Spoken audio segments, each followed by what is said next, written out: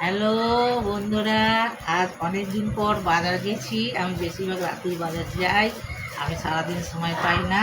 তাই বাজারে গিয়ে প্রথমেই এই ধনে পাতা দেখালাম, তারপরে গিয়ে হচ্ছে টমেটো।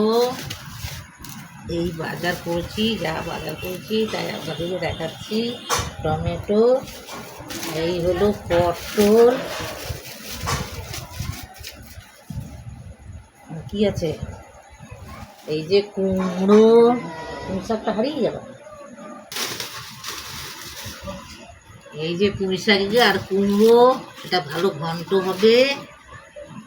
আদা, রসুন,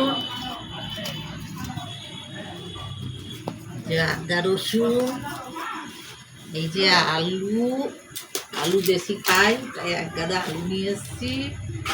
আলু আবার আমার কোলে পড়ে যাচ্ছে, খাবে না বলে, ঠিক আছে।